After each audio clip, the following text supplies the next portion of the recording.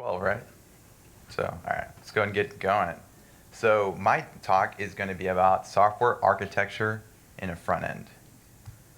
So overall, what my goals are is I want to basically give you guys some concepts of software architecture and how you can start applying this to the front end. So talk's basically broken up in three different parts. The first part is we're going to go over just some principles and definitions of software architecture. So we are on the same language when I use some of when I use this terminology throughout the talk. Then we'll actually get into applying it. So how do you then actually take all these high-level concepts of software architecture, all these terminology from the 70s and 80s, and how do you actually apply it to your JavaScript front-end frameworks today? And then we're going to break and get some tacos. All right? Sound cool? All right. So who am I? My name is Robert Aguilera. I got 5 years of front-end developer experience. Not to brag or anything, just telling you, I've felt these pains. I've been dealing with this for 5 years. Right now, currently, I am a software developer or JavaScript engineer for Applos. Before, I was a front engineer for Decipher. Shout out to Decipher crew. Whoop, whoop. Before that, I've also, throughout that time, I just worked in various projects, building stuff with React, Shopify, WordPress, so been all over the front end.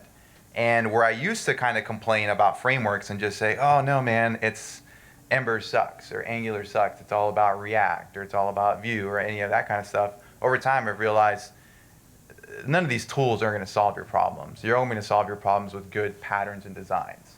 And so as I've been coming across that realization, that's what spurred this talk. So anyways, that's who I am. If you want to get a hold of me, you can go to my website or blog, robaguilera.com, or find me at Robert Aguilera Jr. at Twitter, or Robert_Aguilera_Jr.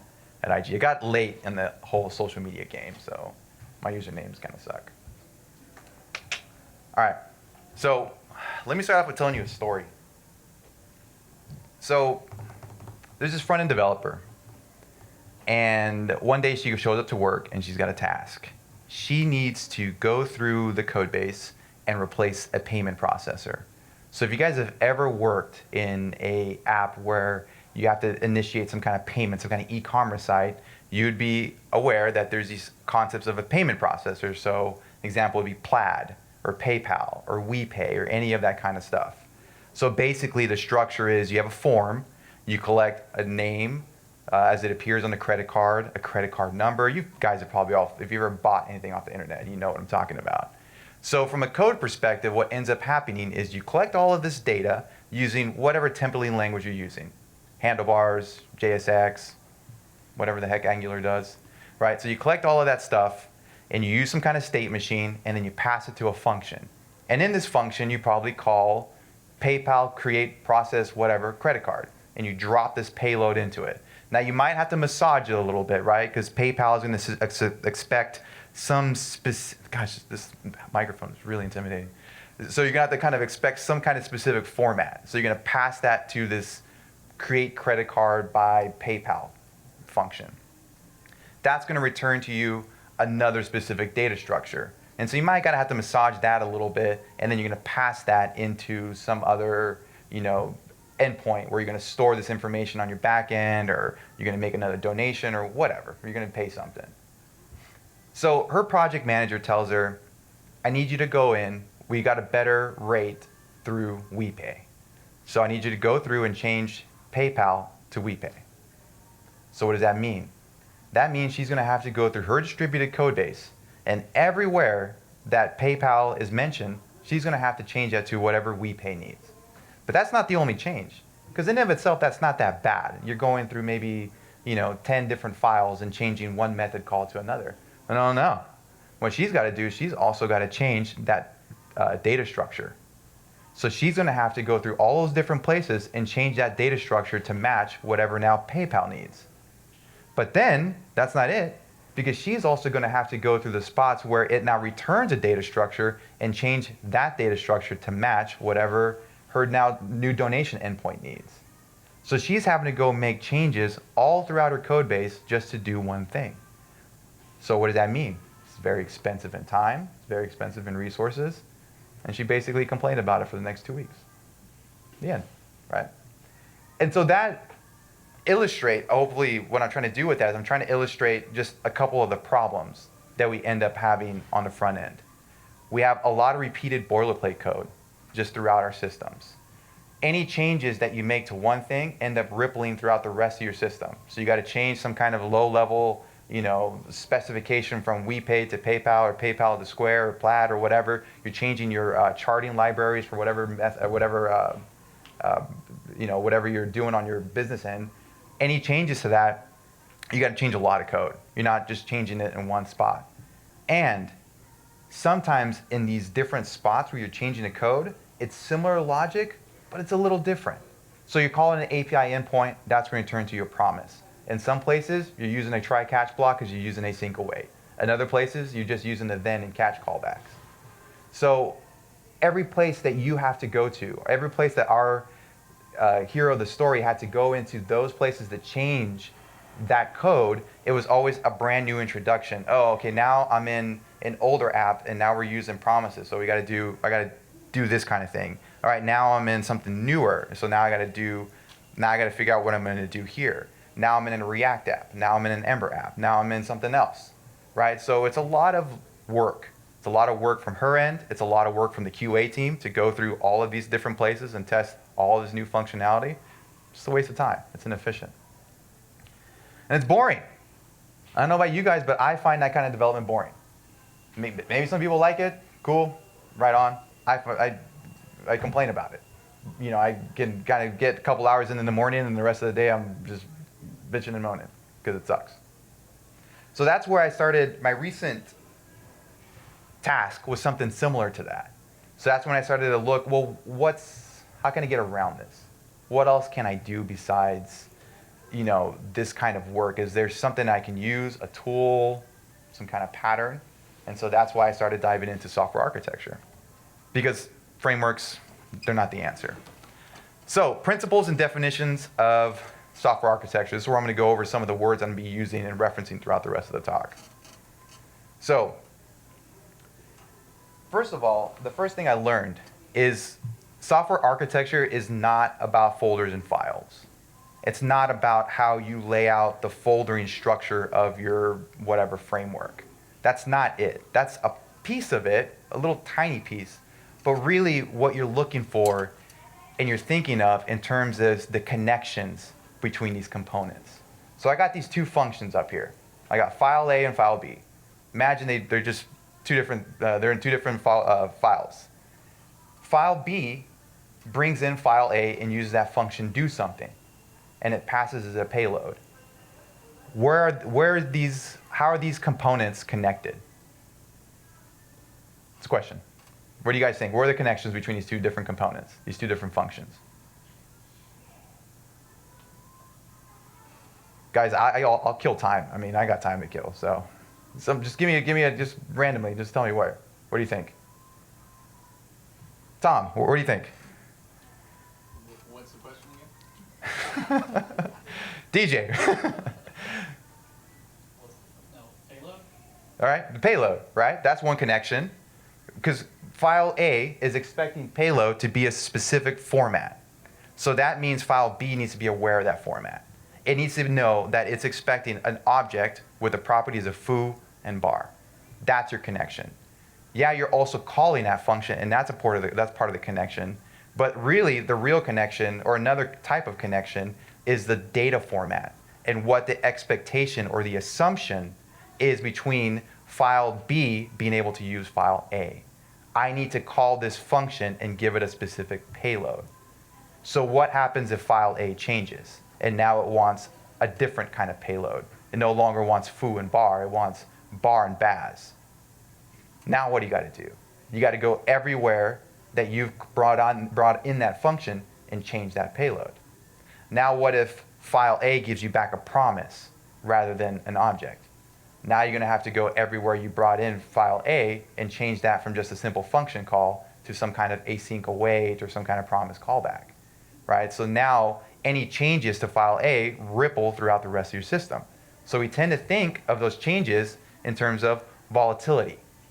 That's another concept in software architecture that we examine when we're looking at our systems.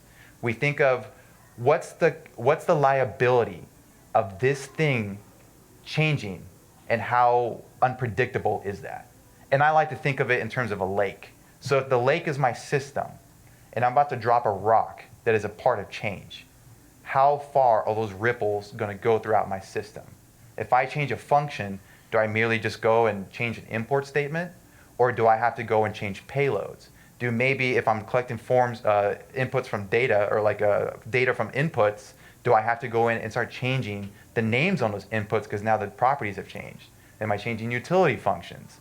Am I changing, is each one of those ripples, is it also like a different system or a different repo? Some of the systems that I've worked in, for example, in Decipher and Applos, from a user's perspective, it's one app, but from a coder's perspective, it's actually a bunch of different repos that make up the different apps of that repo. So if I have to now change this whole payment processor, am I going to have to go through 10 different repos and make all the changes in there?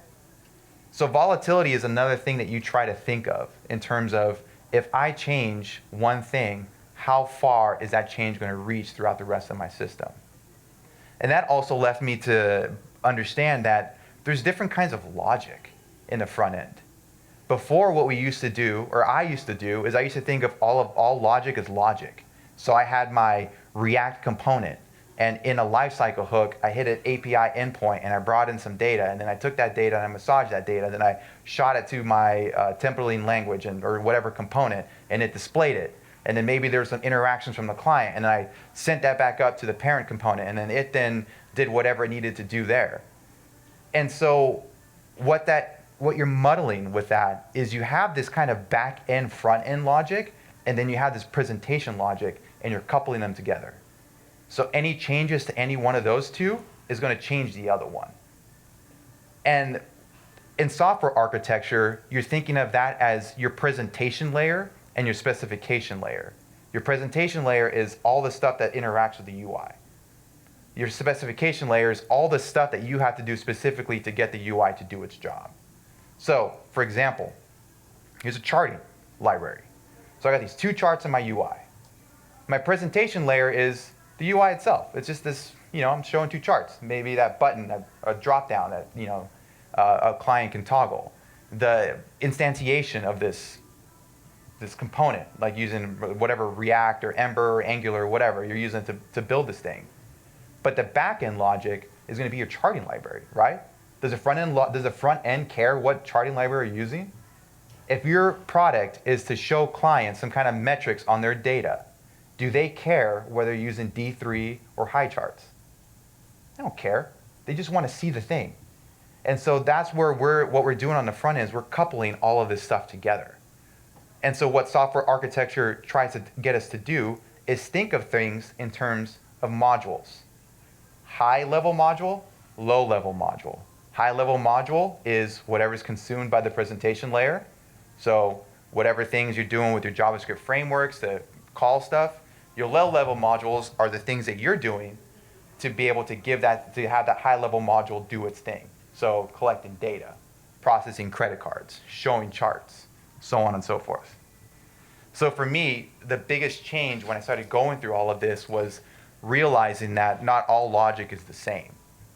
There's different kinds of logic, and maybe we shouldn't group it all together. And you can separate it through the concept of what's called an abstraction.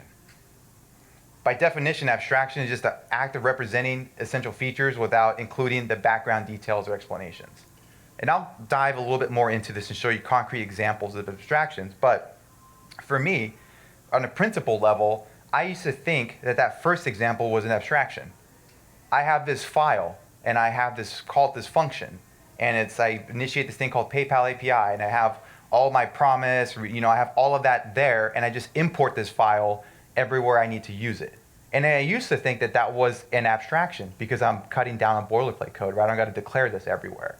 Maybe I can even abstract this into a library that I host on GitHub, or I publish it on NPM, and then just import that into all my different repos. But I'm still coupled, because if we ever change from PayPal to something else, what I got to do? I got to change that, and I also got to change everywhere that I brought it in.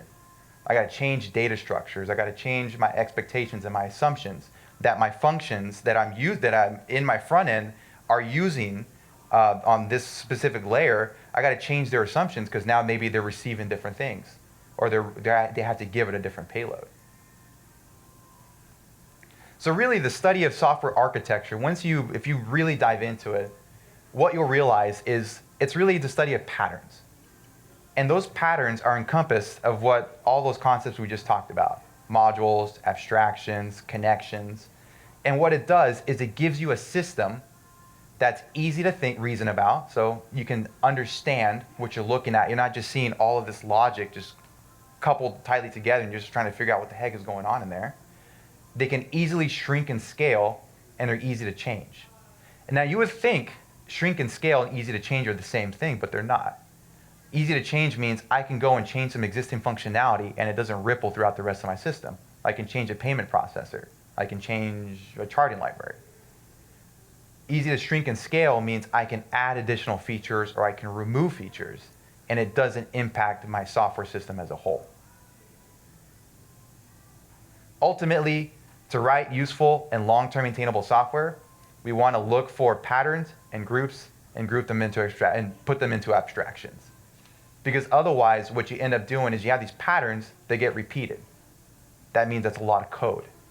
And if you have to change that code because you got a bug, because your project manager is handing you a new feature, because whatever, you want to remove something, that means everywhere that you have that code repeated, you got to change it now. Any questions so far on software architecture from a high-level concept overview? Well, what are they? All right, let's talk about application. So what we're going to do is we're going to look at specifically a pattern called the dependency inversion principle. And what that is the definition is a strategy of depending upon interfaces or abstractions rather than specific implementation. Okay, it's a lot of words. What does that mean? So let's talk about a real life example. Here we have an electric socket. In terms of the dip pattern, the socket is our abstraction. The specific implementation is the energy going through the walls. That's the electrical system.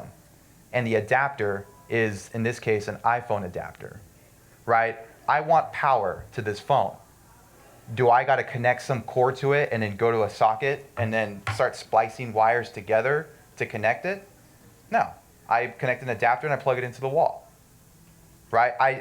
Do I care where the power is coming from, whether it's a generator, whether it's solar power, whether it's just traditional PG&E? I don't care. I don't care about that specific implementation. All I need to do is I need to use that interface, which in this case is the wall socket. I plug into that, I get my power. I don't have to worry about how any of that is implemented within these walls. That is a really good example of the dip pattern in everyday life. You see, because I depend on this socket. I need to know if I need to use that socket, I need to have these two prongs. And then the electrical system knows, okay, in order to deliver power to this, this socket has these wires and I need to connect to those wires. And so it's like a contract.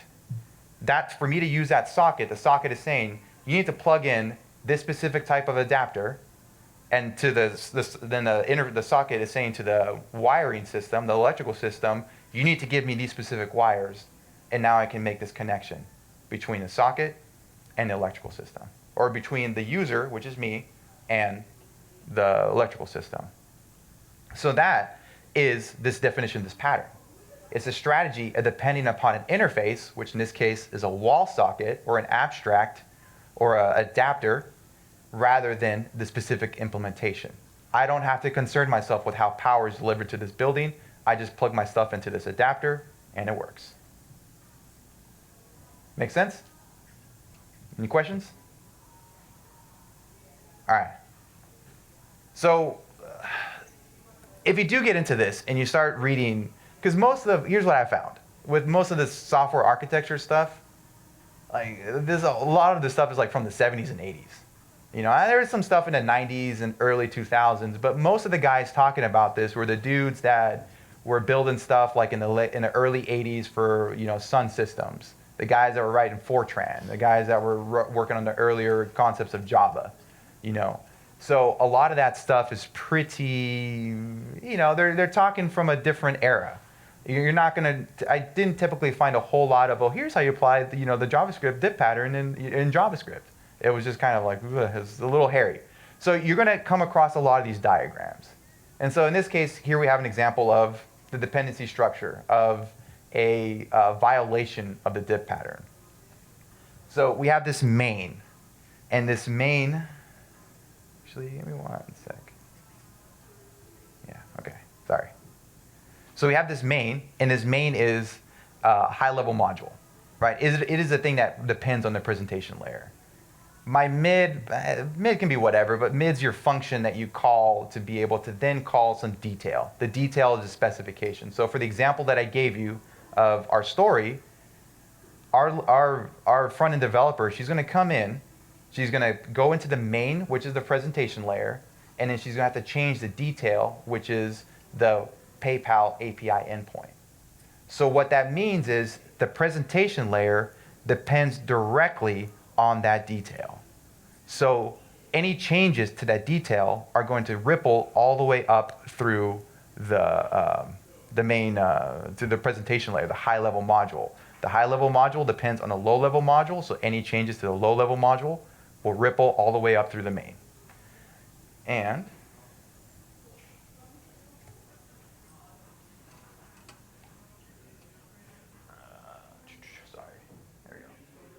so here's some pseudocode that's going to illustrate this. So down here is my, you know, whatever, my instantiation of my thing. My app, my state management, and here's my process credit card. So here is my dependence on my specific implementation. I have got to massage this data, and I'm going to pass it into this WePay credit card method call. It's going to then return to me a promise. Then I'm going to feed that thing into this payment handler. This payment handler is going to expect these two arguments. It's going to expect that payment info to be in this kind of structure. I am then going to take that, pull some more stuff off that the user card info. I'm going to create a new payload, and I'm going to send that to this additional API endpoint. Right? This is our API endpoint that we defined as a system, as an organization. Yeah, I'm going to make a payment to whatever. They're going to pay their subscription costs. So you can see that there's some changes. This is where the violation comes in. I am depending on this. So any changes to this means there's going to be changes here, and means there's going to be changes here. So anywhere that I've implemented this pattern, I'm going to have to go through and change it. And that's the painful part. That's what makes front-end development painful at times. Because now I got to go through and do this all over the place. And then sometimes, I was pointing out, sometimes this logic's a little different. Like this is what it looks like in a React file, but what if I'm working in a legacy application that we have? I got to now understand what the heck is going on in there. And that can be a little painful.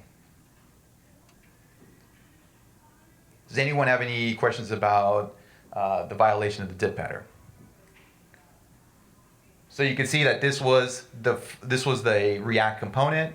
This was the function that basically called the WePay, and then this is the whole WePay detail implementation part. There's another file somewhere that does all the specific stuff for the WePay, but any changes to this, you can see how they ripple all the way back up. Make sense? All right, so here's the actual div pattern. Here's where we flip it. This is the inversion. Because now our high-level policy doesn't depend on a low-level policy. It depends on an abstraction. That abstraction just sits right in the middle. And so that's going in a sense, kind of like a contract. And so your implementation relies on the abstract, and your front-end high-level module just implements that abstract.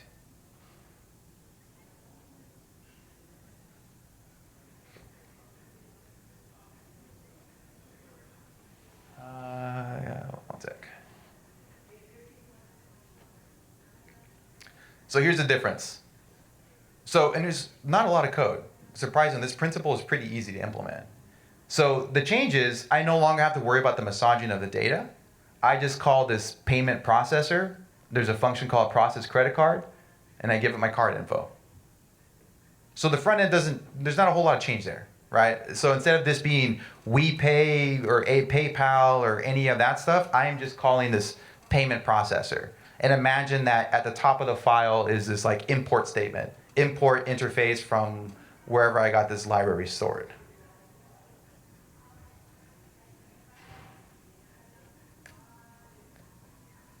So here's my interface. My interface is going to, at least in terms of JavaScript, if you try to do this pattern in in .NET or Java, it looks completely different. So this is just from a pure JavaScript perspective. I'm going to import my low-level module. And using alias, I think it's called alias imports, I'm going to call it processor. And the reason that I personally like to do that, if I need to change this, so instead of WePay service, now I'm using PayPal service, I just change here, because I'm importing from a different file, and I don't have to touch the rest of this interface file because I already aliased it as processor. I'm not saying WePay service, create credit card, I'm just saying processor, create credit card. So here's my adapter. So think of this as the block, the iPhone adapter block, right? The wall wart, I think that's what it's called, the cable. This is the thing that's going to massage my data. And then here is the interface. So you can think of this almost as a contract between two different modules that are trying to speak to each other. You got the high-level module, so you can imagine that the interface is saying something along the lines of, hey, high-level module, presentation layer. You can assume that I'm going to return you a promise and a specific data format that you could use. In exchange, you'll need to give me data in a specific format that I can run through an adapter. I'm going to take all of this stuff, here's a promise, here's massage data, and it says, hey, low-level module. So this is your specific implementation. This is your charting library. This is your third-party libraries that you're using. I expect you to have a function called process credit card. I expect you to give me back a promise with a specific data format. And I will give you massaged data from the high-level module that you could use in order to do your job.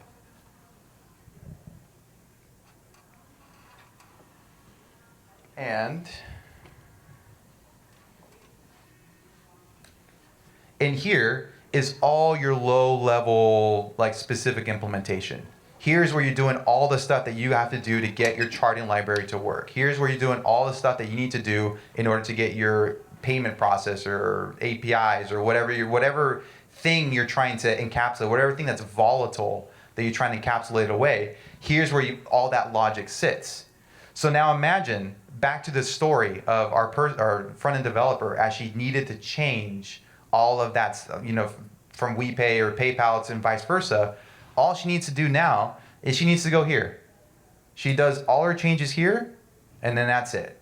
Her changes don't ripple throughout the rest of the system because she knows that in here, to be able to create a service, she looks at this contract and says, okay, this thing is going to give me a specific data format.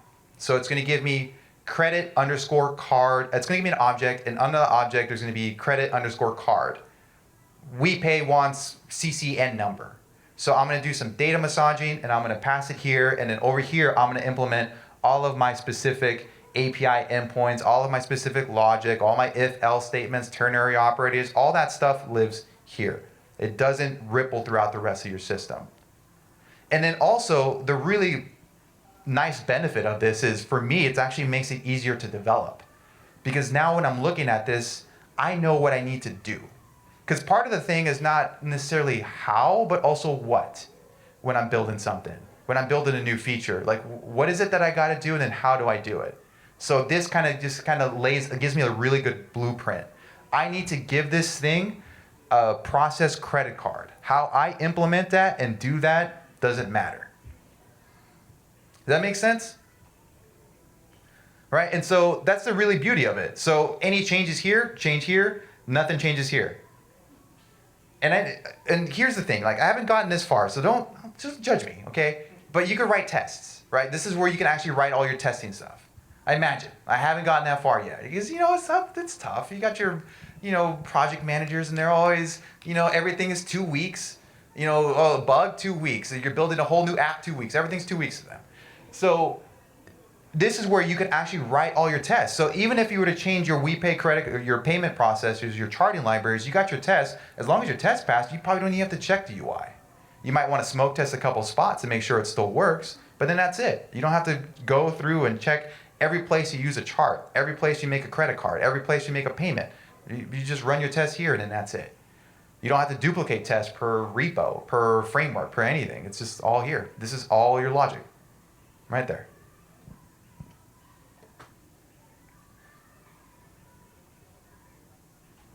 And that's the inversion. Now, one thing I actually forgot to point out is there is a little bit of coupling. There's a little bit of a connection. And the connection is, and this kind of threw me for a loop, because that's the one thing with these software architecture articles. They're really, it's almost like I'm back in college. You know, the guy threw out the word semantic coupling. I'm like, semantic coupling? What does semantics even mean? It's like one of those words that you throw around, but you don't really understand what it means. And so what I realized, it's named. They're coupled by names. Like if I find a function here called process credit card, then I need to make sure that I have a function over here called process credit card. So that's where there is some coupling, right? And there's also coupling from the front end, because the front end is going to call that right there too. So there's a little bit of coupling, but at least it's communication, really. I mean, you're defining the communication between these different components. And so when you come into this file, it's easy to understand, oh, here's what's going on. Here's how these things communicate. Here's what the assumptions that each one of them make from each other. Because remember, assumptions isn't just data structure. Assumptions could be, what is it returning you? Is it returning you an object? Is it returning you a promise? Think of time. How long is this thing going to take? Is it going to take 200 milliseconds? Is it going to take a minute? What if your previous implementation took 100 milliseconds and now this new implementation takes 5 seconds? Now, what's going to happen, right? Your UI is going to get hung up. So, really useful pattern to use. And you can notice that even like this graph or this diagram can make it seem like it's difficult. The actual coding of it isn't that hard. It's just, and that's what I learned about the software architecture in general, is it sounds like it's difficult. They throw all these charts and all these words at you, but they're just, at the end of the day, just words. It's really just these patterns and this way of looking at your system that allows you to create these pretty simple, abstractions that allow you to really encapsulate and put away volatility from the rest of your system. Just makes it easier to work on, faster to work on. So benefits, again, just a recap. Stable presentation layer your front end. You got some interface, you got some specific thing that changes, your front end doesn't care. It's not going to change it. Changes can be isolated, so anything volatile can be put away. Expanding or contracting modules is easy. Oh, your form needs a new input? Cool, add a new input. Update your state machine and however that works in whatever framework you're using. Go to your interface. Maybe you got to make a change there, and then go into your specific implementation, and you're done. It's not like this complicated, okay, now I got to go here, now there's data massage, and there's all this stuff inline. It's pretty simple. Easy to understand the connections between components, so how things talk to each other. You don't have to sit and read function after function after function. You don't have to read, okay, now I'm going to this function, and that calls that function, and that comes over here, and that massages it, and then blah, blah, blah, blah, blah. Like, you're not doing this number, right? I hate that. I hate when you have to jump from one file to another and just like ping-ponging all over your repository, right? You can just go into this interface and be like, and read the contract. And you can document that however you want. I know if someone's software architecture might have something specific, but you could put JS doc comments, you can kind of what I did, whatever makes sense to you, whatever works for you and your organization or whatever project you're working on. Just makes it a lot cleaner. Dry, right? You're keeping your code, you're not repeating yourself over and over and over again. And that point that I had mentioned is when you're looking at this interface, you're thinking, what does my software need? What does my system, actually let's not use software, let's say what does my system need versus how do I implement this specific low-level implementation thing? Oh, it's got these specific endpoints that I got to call. So, okay, I got to create this function, create that function. You're thinking of, this is what my stuff needs, and you build from there. So where do you start? How do you implement something like this in your system at the moment? So look for patterns. Where are you repeating the same code? Where are you doing the same thing over and over and over again? Where are you repeating that logic? Where are you doing that data massaging over and over again? Where are you calling that endpoint over and over and over again? Are you leaning on anything heavy? Are you leaning heavily on something that can change? It's outside of your system, like as a third-party library, right? What happens when third-party libraries update? And you got to give it a new data structure. What happens when third-party libraries go away? And you got to swap one thing for another. You got a feature that's in flux. So for example, at Applos, we might be changing our payment processor. So had we not wrapped all of this stuff in there, we'd have to go through and do all of that logic everywhere. And that inevitably is going to lead to regressions. The QA engineers, they're all right. But they usually miss things, right? And developers, we miss things too. I'm just talking crap to Tom, he's not even paying attention. So inevitably there's going to be regressions, and it might cost your business money. And if it's, just think about it in terms of, if it's modified, how far will those ripples change throughout your system? That's another big one. And that one can be a little nebulous, because it's always not just about some third-party library service changing. Think about it in terms of, something volatile will be like customers. Let's say you have some kind of business, and what you do is you provide charting service to your customers. And one of your customers is a software company that just blew up. They got featured on Product Hunt. They made it the front page of Hacker News. Their user base just skyrocketed. So your charting library is too slow for the amount of traffic that they have coming in now, right? Your charting library is fine. That's a third party that hasn't changed. It's still good. It's pretty solid. It's steady. But this other volatile aspect changed, and now that's going to ripple changes throughout your system. So when you look at volatility, don't always look at the code. Also consider your client base. Also consider the requests from your project managers, because those guys are always like, whatever, 2 weeks. You can change this from that. That's fine. So that's also another aspect of volatility. And keep in mind that no design pattern is perfect, right? It's always trade-offs. You can start using these interfaces, but then where do they go? Do you create some kind of third-party library for them? Do you, what happens when you get a whole bunch of them in there? Do you keep them in one spot? Do you create one folder? Do you structure them? There's trade-offs. So when you start looking at these things, just keep that in mind. So in terms of resources, on my blog, robaguilera.com, there's a Dev Talk resources blog post where I just put out all of the stuff that I use to figure this talk out. Oh yeah, tacos. Oh, whatever. You can go. I know I got to get a better markdown presentation system. But there you'll find all these articles. So the first one that I recommend starting off with is Design Principles and Patterns. So some of the greats in this field would be Robert Martin. You can also look him up as Uncle Bob. So this dude has been, coding since the 60s. The guy's super old. And so he's got a lot of great, his talk on design and principles, he just goes over all the principles that he wrote about in the early 2000s. And that's where I came across the dependency inversion pattern. And that's where I kind of dived into that one, and was able to kind of figure it out a little bit more and how to apply it. So that's a really good place to start. David Parnas, another dude, writing Fortran from the 70s. Just really accessible articles that you can dive into, and not that hard to read. And again, it's more conceptual and it's theoretical, but you could see that the application to those theories isn't too difficult. Any questions? So this is a really good talk, and you guys are just bored out of your minds. All right, cool. Well, then I'm actually finishing 10 minutes early, so tacos. Yeah, me too. I'm just okay, whatever. Software architecture, dip pattern, yeah, tacos. Let's go get some tacos. All right, cool. Thanks, guys.